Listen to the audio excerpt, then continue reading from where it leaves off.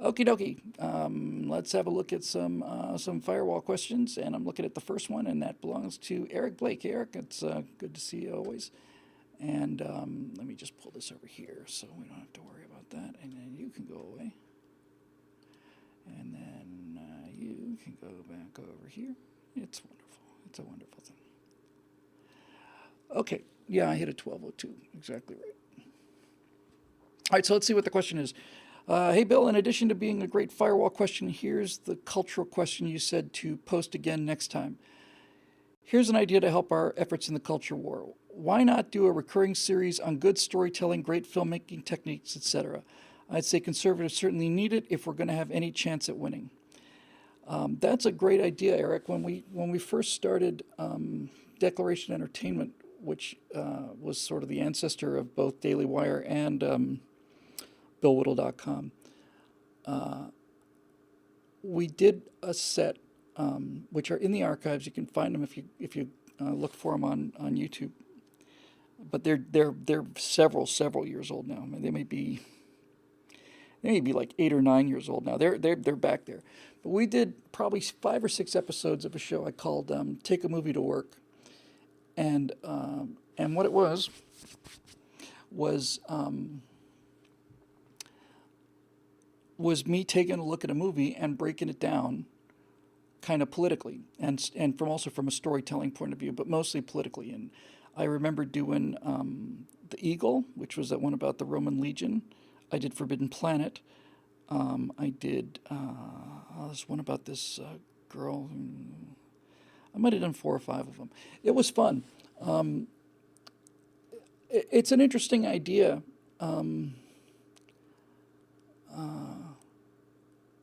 To be honest with you, and I'm trying to figure out how to do it in a way that seems a little topical. And I'm not trying to skip ahead, but David Crean says, what about a firewall on the 15th anniversary of Marvin Heemeyer's Killdozer rampage? I'm behind the times here. I didn't know anything about this Black Pigeon guy, and I didn't know anything about I don't know what the Killdozer rampage is. Was this the guy who went plowing through people with the bulldozer? I'm not entirely sure. So I'll come back to that. Now, Eric, as far as answering your question goes, I will see if I can find a way to make some sense out of that. It sounds like a big job. So I'll give that some serious thought. See if I can find a way to get a handle on it. Yeah, principles of storytelling, not specific movies. Yeah. All right. So moving on until we get the Killdozer rampage story. Steve Darrow here, top fan Steve Darrow, says, you've talked about It's a Wonderful Life, but I recently watched another Capra film, Why We Fight. You were looking for firewall ideas. I propose, that's what I get for trying to do 2 things at once. Colorado town demolished by an up-armored caterpillar. And the guy didn't kill anybody but himself, but he went and destroyed some businesses. I remember seeing video of this, that's why I rang a bit of a bell. I don't really know what I would do with that other than, I don't know. Sometimes it seems like Trump is killdozering the left, and other times it feels like we're being killdozered. But this restoring the channel due to public outrage is a very, very, very hopeful sign. Very, very good sign. So back to Steve. But I recently watched another film from Capra called Why We Fight. If you're looking for firewall ideas, I propose a remake of a wartime classic only updated to identify and expose the evil in today's world. Instead of the Axis powers, we face the media, socialist ideas, corrupt politicians, the intentional move away from constitutional principles, broken education system. List is too depressing to finish. Just as in the 1942 version, today's Why We Fight would lay out the principles of freedom that we all hold so dear and would expose the real threat those freedoms are under. It's a great idea. I did one similar to that called, I did a whole series called What We Believe, and that was a 6-part series. And then I did one that I liked an awful lot called Why We Suck. And it was basically explaining why it sucks to be a conservative, how it, it'd be nice if, if it'd be nice if you could get free college, but you can't get free college, and that sucks. And it was really fun. I might have to figure out how to repost that again. But that Why We Fight idea is a very good idea, especially since I got sidetracked with this. We had a bunch of new members sign up as a result of the Crowder show, and then the New York Times piece of libel, and so we got a bunch of new members in, which is wonderful. And when we have enough new members to make us, self-sustaining, then we will be free from any kind of pressure from YouTube. They can't stop us. If we host the internet, put the videos somewhere, we'll put them somewhere, and people will get to them. So that's the goal now. But anyway, we had a lot of new members in, and a number of people wrote really, really moving comments to us. People who had just joined, and some people who just joined and already had gotten involved with the comment section at BillWhittle.com and already felt like they were at home and met their family, and other people who were just talking about how happy they were to be here and how nice it is to have people who share your values, and especially nice to be around people who you don't have to agree with on everything, and not become not become defriended or unpersoned because of it. John Galt, CSA, says that Jordan Peterson's launching a platform for video. I've heard that. I've heard that he's working with Dave Rubin and some other deep pockets. And that would certainly be great. Be very great. I hope ThinkSpot. I hope so. I would certainly, if a conservative site moves there, hosting videos, then we are there, and I'd love to say we're there and not on YouTube, but we have a lot of subscribers on YouTube, and we have a lot of material that's on YouTube. I've got backups of all of the firewalls, but all of these thousands and thousands and thousands of right angles and Bill Whittle Nows and all that other stuff only exists now on YouTube archives. And that's an interesting question. I suppose I already know the answer to it. But if somebody shut down your channel, they just plain closed you, would you have access to your own archives to be able to download that stuff and get it back? I bet you don't. I bet it's just gone. So the important stuff I back up, there's no way to back up, and there's really no reason to back up all of the right angles and things like that. They're almost always too topical. So let's see. ThinkSpot.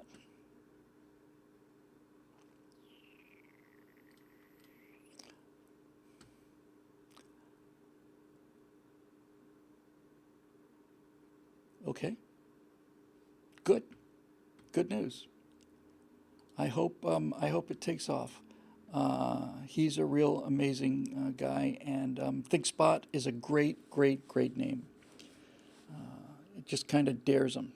But we obviously look. The main thing is there are two different issues here with this YouTube thing, guys. One of them is having a place to host the videos, because we can't afford to host videos with the bandwidth needed. It just can't happen.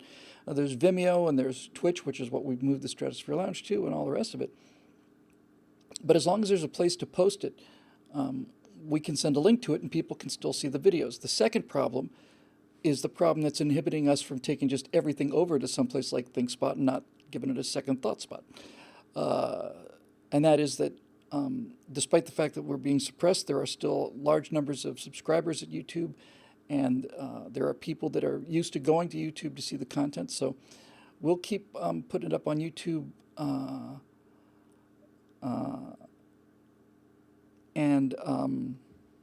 And then, as Mobile Moto says, we'll post the videos where all the humans gather.